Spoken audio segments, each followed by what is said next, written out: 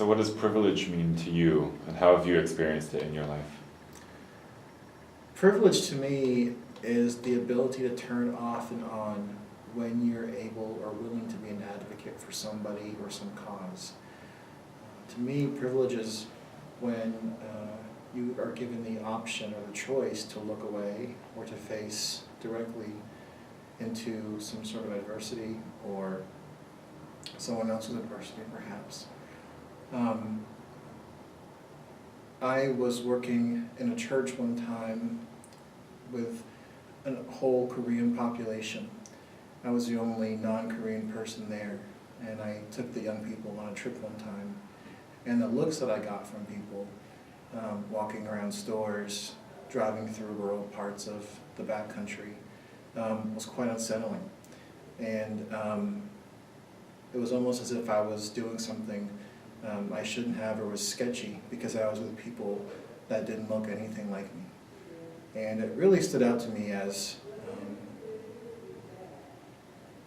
not only racist, but that I was doing something beneath me, perhaps. And it's always stuck with me, that privilege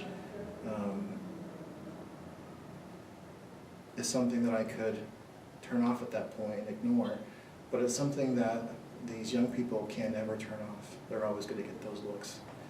And I had to think about that for a long time and really confront different things in my life, working in that institution and being in that part of town, and really thicken my own skin to deal with some of the ignorance around privilege, racial privilege, all sorts of things like that.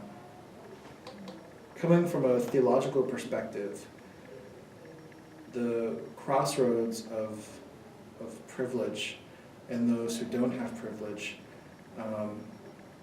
is really dangerous. It's a dangerous intersection. I think that when we as people of faith see where there's a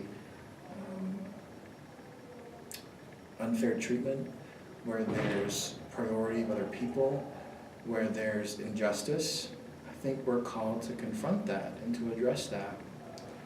And I think when we see things that we have potential to impact or potential to change for the better, and we choose not to do that, it's a problem. I think it speaks to the way that we understand and experience love, and the way that we understand and experience our duty as people of faith to care about and love the world, and to respond to the world. In our prayers, we pray for the world all the time, but I think we often are the people who are supposed to do that kind and loving work for the world that we pray for.